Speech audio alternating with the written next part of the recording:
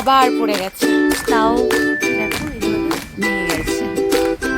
জলের ট্যাঙ্ক কত অবস্থা আছে, বেরোতেই পারছে না। বসে খিচুড়ি, মাছ ভাজা, বেগুন ভাজা,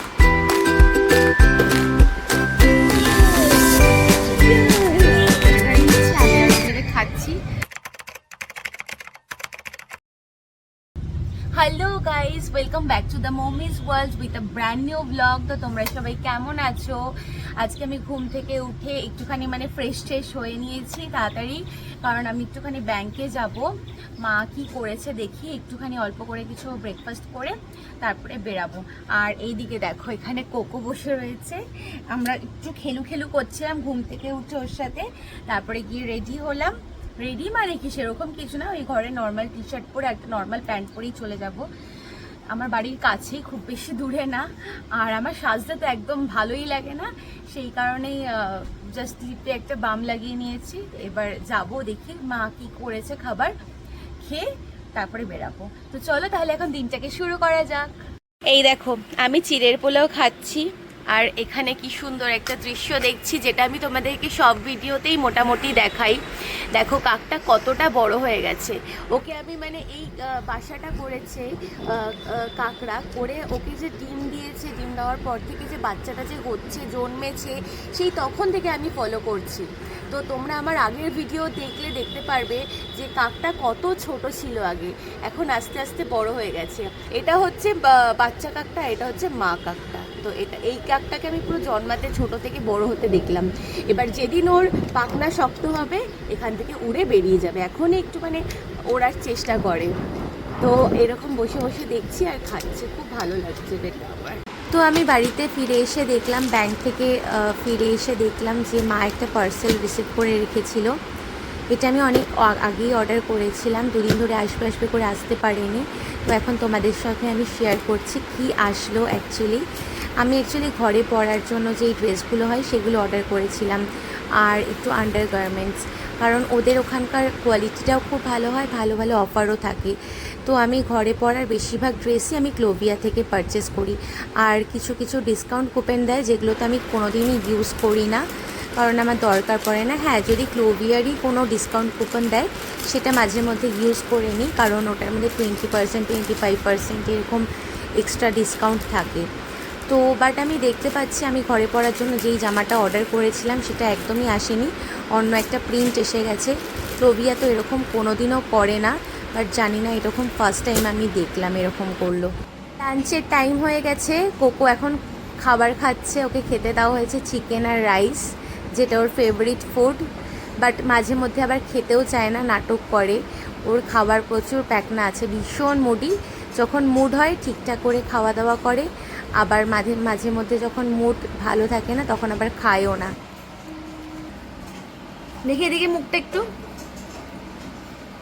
মা আজকে আমার ফেভারিট ডিশ রান্না করেছে, একদম বড় বড় চিংড়ি মাছ। এটাকে বোধহয় গলদা চিংড়ি বলে, আমি জানি না, বাট চিংড়ি যে কোনো হোক না কেন আমার ভীষণ ফেভারিট, আর কিছু লাগেই না। এই দেখো কোত্থেকেই পোকাটা এসছে আমার জানলার মধ্যে, দেখছি ঘুর করছে। কোকো জানলার ওপর ওঠে বসে কখনো তো কামড়েও দিতে পারে, আমি জানি না এই পোকাটাকে কি বলে, ঠিক নামটা কি, বাট এটা মনে হচ্ছে পাতা খায়। দেখো এই পাতাটার ওপর বসেছিল, এই পাতাটা পুরো খেয়েছে।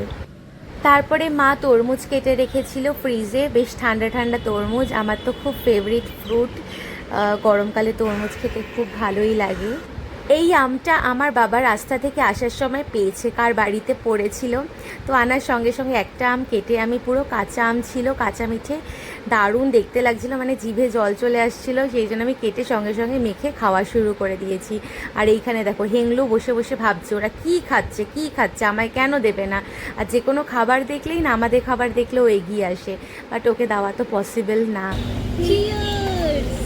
Cheers.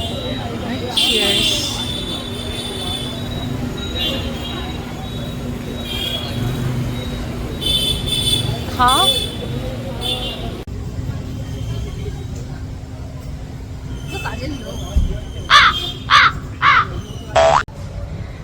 তো আমরা এখন জুস খেয়ে আসার পর এখন অ্যাক্রোপলিসে এসে বসলাম, বসে ভাবলাম কি খাবো, তাই বেশি বড় না ছোট দুটো বার্গার নিয়েছি, আমি আর ও মিলে খাচ্ছি।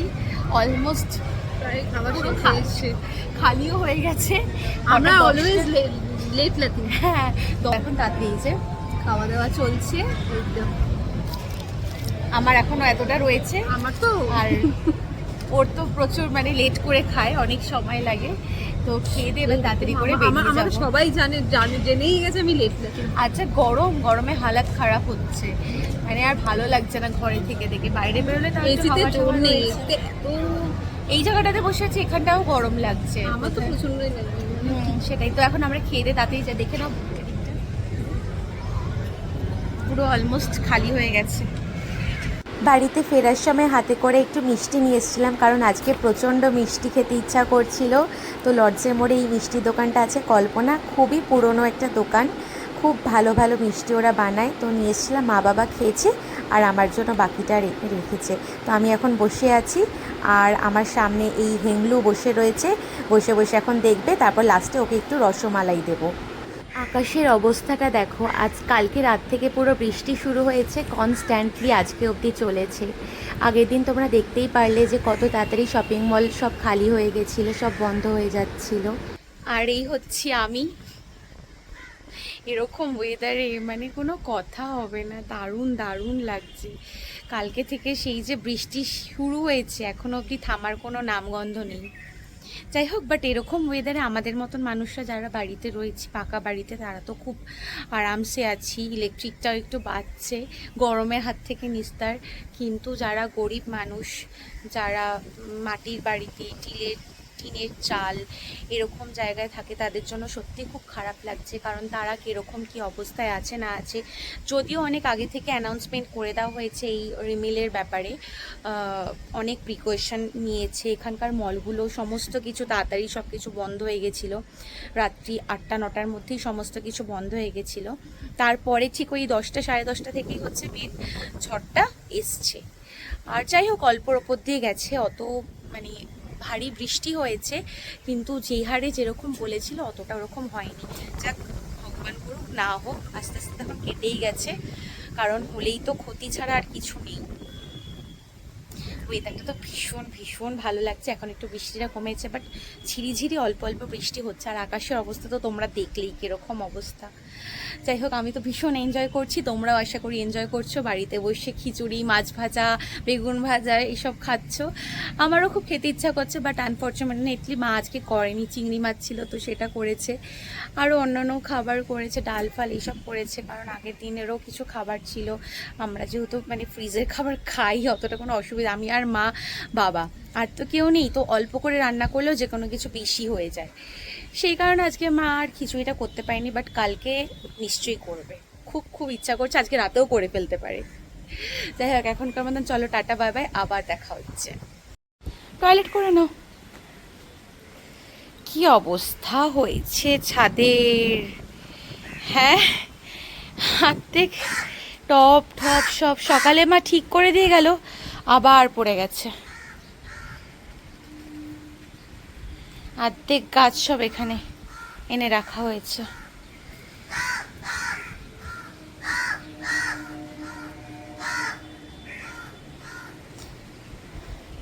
টয়লেট করছে কোকো। এখানে একটা আমাদের স্টোর রুম মতন রয়েছে, সেই স্টোর রুমটাকে কভার করে দেওয়া হয়েছে, কারণ ওখান থেকে জল ঢুকে যেতে পারে ভেতরে। কি অবস্থা!